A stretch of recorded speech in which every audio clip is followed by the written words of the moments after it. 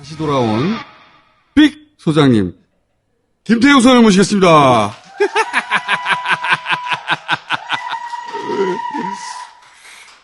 아이고 어디 갔다 오셨어요?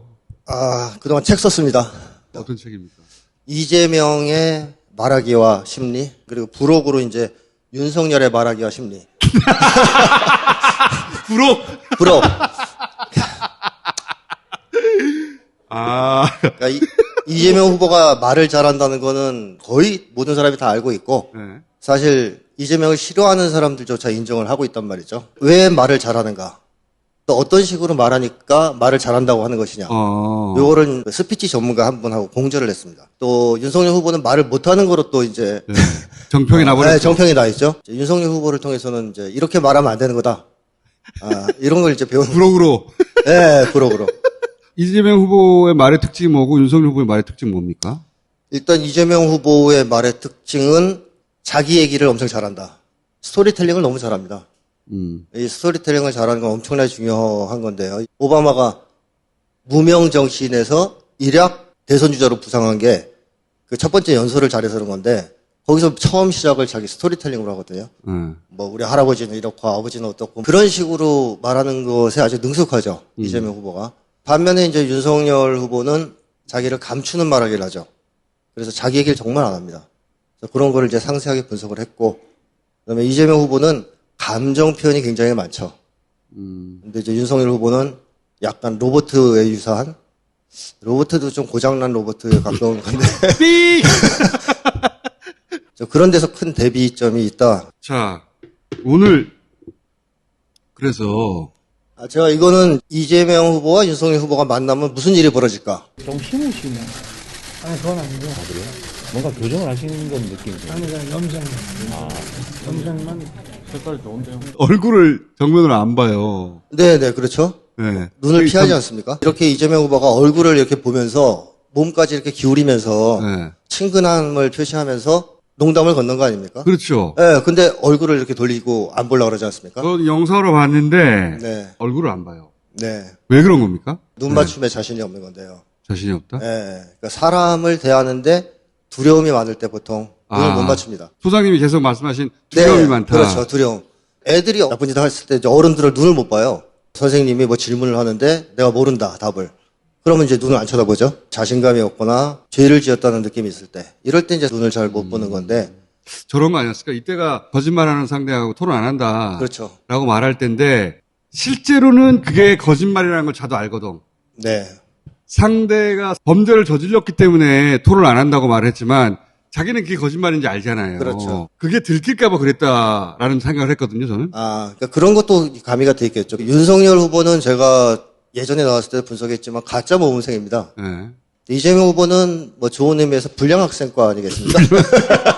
윤석열 후보 입장에서 제일 이재명 후보한테 두려워하는 것 중에 하나는 예측 불가능하다는 겁니다. 그러니까 윤석열 후보는 딱 정해진 대로 움직이는 사람인데 이재명 후보는 그야말로 프리스타일이거든요. 네. 여기 아주 만나자마자 머리 좀 심으신가 이거 말할 줄 어떻게 알았겠어. 그렇죠. 사실 칭찬일 수도 있는 거거든요. 그러니까 그죠? 머리가 풍성하다는 네, 의미잖아요. 그런 지금. 얘기인데 그러면 웃으면서 뭐 아닙니다 이럴 수도 있는데 딱 얼굴이 굳으면서 얼굴을 돌리지 않습니까? 요것이 제가 오늘 말씀드릴 주제하고 사실 상관이 좀 있습니다. 그 사람이 하는 말의 내용만이 중요한 게 아니고 말할 때 그 표정, 뭐 몸짓, 손짓 등등 여러 가지가 엄청 중요한 거거든요. 그래서 그 소장님이 여러 장면을 보내주셨어요. 네. 자, 그럼 오늘 다는 못할지 모르겠습니다, 소장님. 다음 주 시간 되시죠?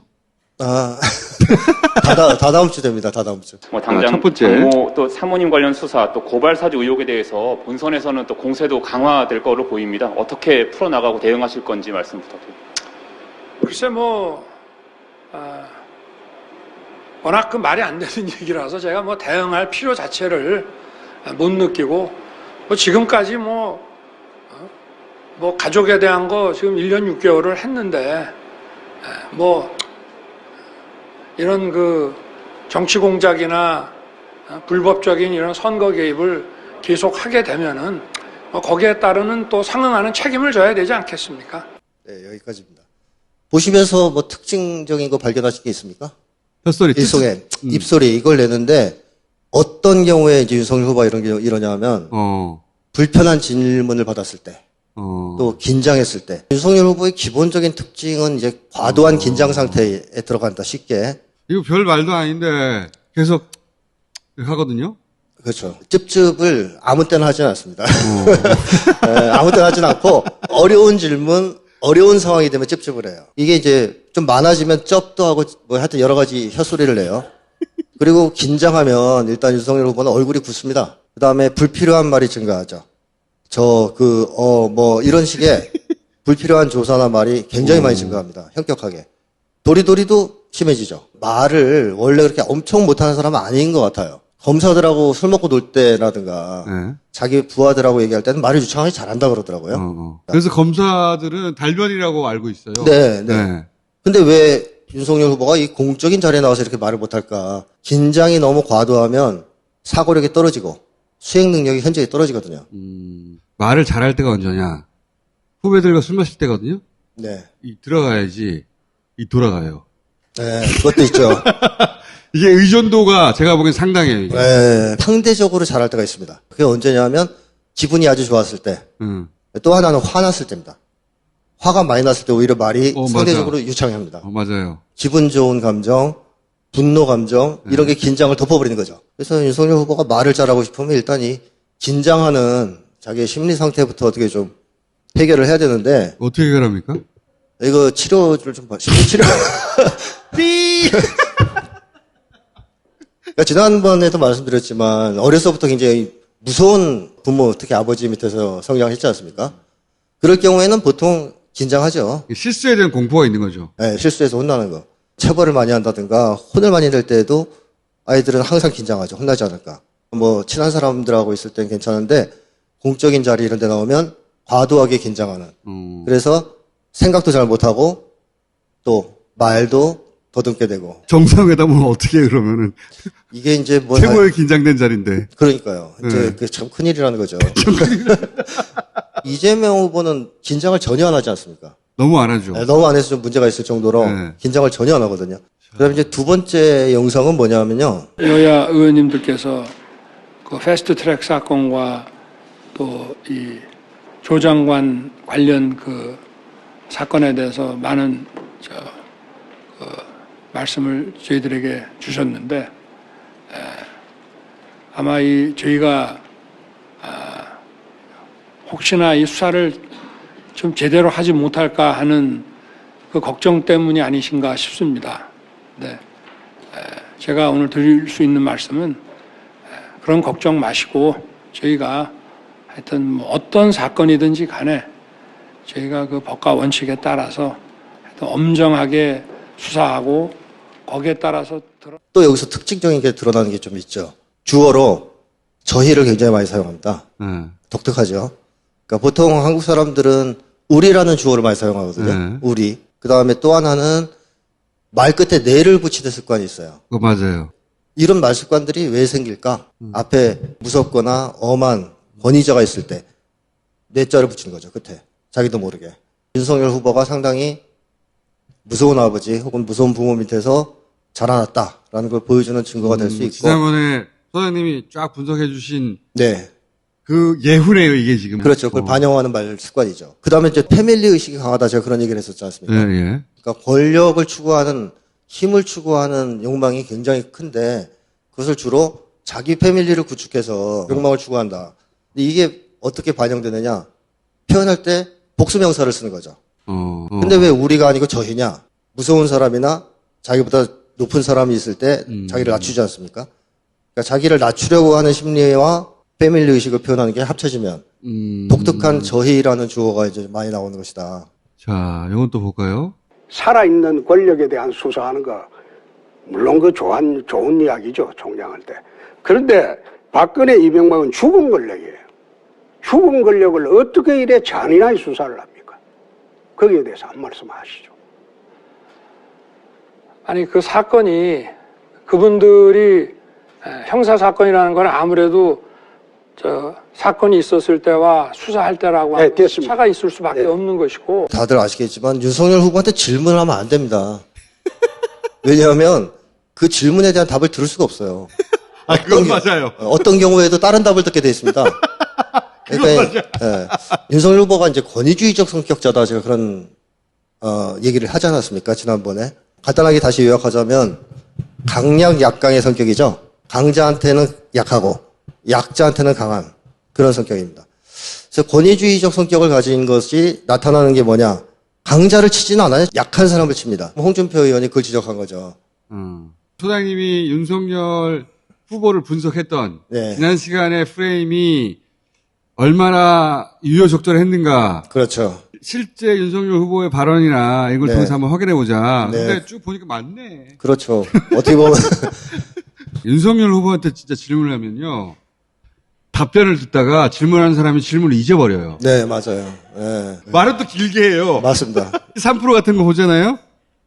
그 앞에 있는 전문가들이 자기들이 뭘 질문했는지 잊어버린 표정이에요. 좀 지나면. 네. 왜 이 사람이 강물 얘기를 하고 있지? 이번 책에서도 그 얘기를 썼습니다. 윤석열 말하기의 특징 중에 하나가 병렬화법이에요. 보통 기승전결이 있고 서론 본론 결론이 있지 않습니까? 이 뼈대를 유지해야 되는데 윤석열 후보는 이게 없고 옆으로 가요, 말이.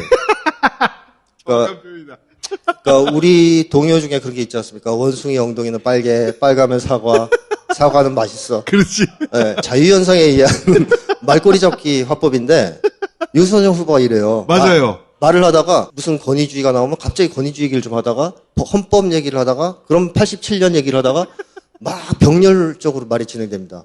그러니까 듣는 사람 입장에서 환장하는 거죠. 나쁘게 얘기하면 횡설수설이거든요. 그러니까 처음에는 저러다가 기승전결로 가겠지 하고 네. 들어요.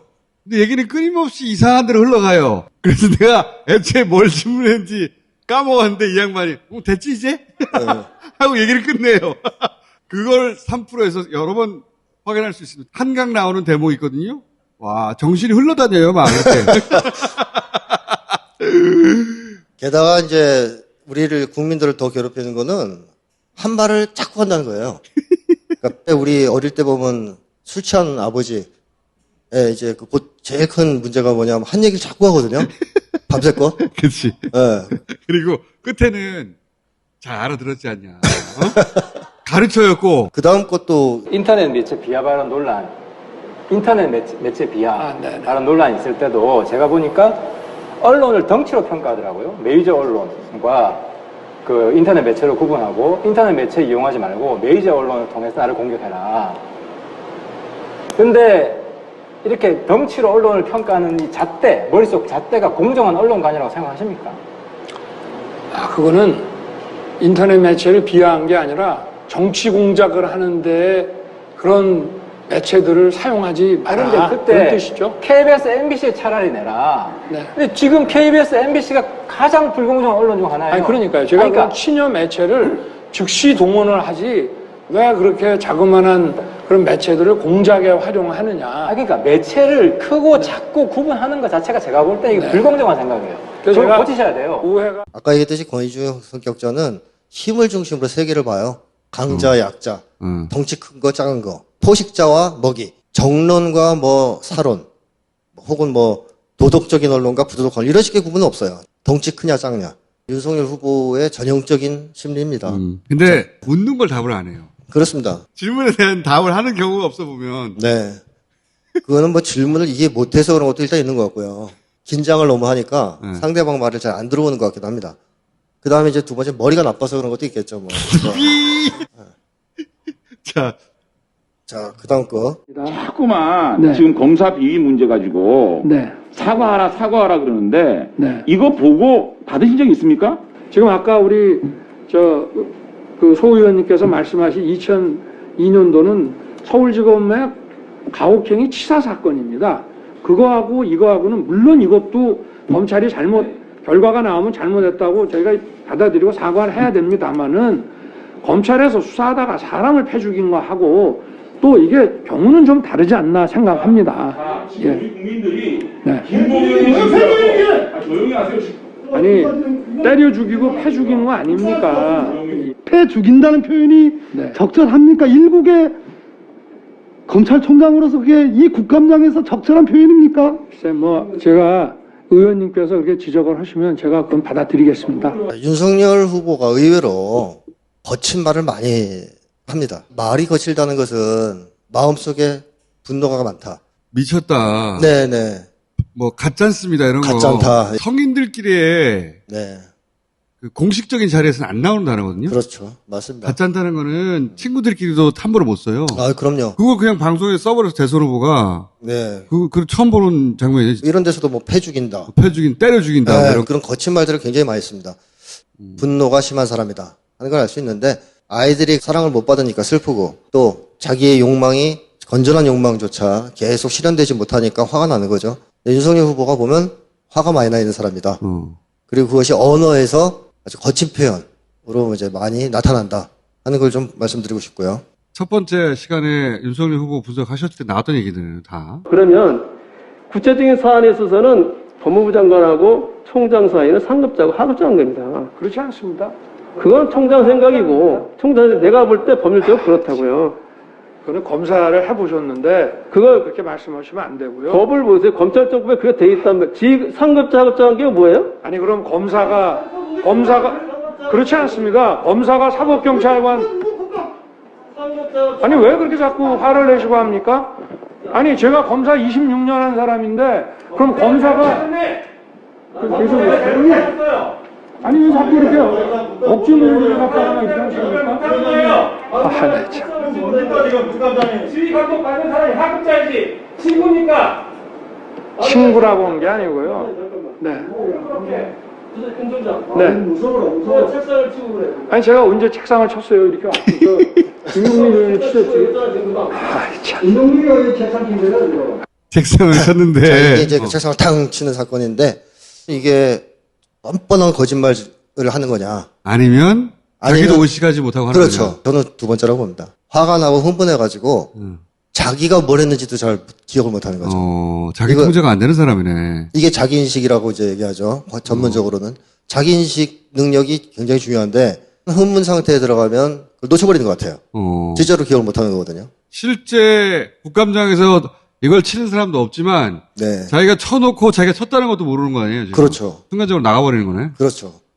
그게 이제 윤석열 후보가 겁이 많고 뭐 긴장을 많이 한 사람이라는 걸 또 보여준 증거도 됩니다. 그러니까 이렇게 공격을 당할 때는 자기인식을 잘 못하는 것 같아요. 위험하다. 1분 30초에 그 있지 않습니까? 네. 아무 말도 못하고 서 있었던 거. 그렇죠. 이런 것도 사실 같은 맥락이거든요. 그래서 윤석열 후보가 한 번씩 그렇게 놓칠 때가 있습니다. 주변 상황을. 그래서 제가 책에서 거의 다 썼는데 그런 것도 이제 증거들을 자기 컨트롤이 안 돼요. 자기 그거는 통제가- 대통령한테 치명적이다. 그렇습니다. 청와대 근무할 사람들이 아주 이제 위험해진다. 이렇게. 대통령의 결정이 수백만 명한테 영향을 미칠 수 있는 상황들이 있거든. 긴장에 넘치는. 네, 그렇죠. 그때 그 놓치면 어떡해. 그렇죠. 자기 통제를 못하는 순간 이런 걸 통해서도 우리가 확인할 수 있다. 위기일수록 차가워지는 사람들이 있거든요. 그렇죠. 리더한테 꼭 필요한 자질이에요. 맞습니다. 예. 네. 모두들 패닉할 때 오히려 침착해지는 사람들이 있거든요. 그런 네. 자질이 꼭 요구되는 건데 거꾸로네 지금. 그렇습니다. 그러니까 자기 통제력이라고 이제 표현을 보통 하는데 그 윤석열 후보가 굉장히 취약하더라고요. 자기 통제력이. 자기 통제가 안 될 때가 많습니다. 소장님 재밌긴 한데 시간이 다 돼가지고 2주 후에 다시 뵐 거야? 아니면 PD분하고 제가 한번 얘기를 해보겠습니다. 책 나옵니까? 다음 주에는? 어저께 끝냈기 때문에 예, 이제 책이 빨리 나와야 이제 막 끝내시구나. 1월 말, 2월 초. 1월 말 2월 초? 네. 그럼 여러 번 나오셔야지 책 나오기 전까지. 네, 알겠습니다. 자, 그럼 다음 주에 뵙기로. 네. 자, 오늘 여기까지 하겠습니다. 감사합니다.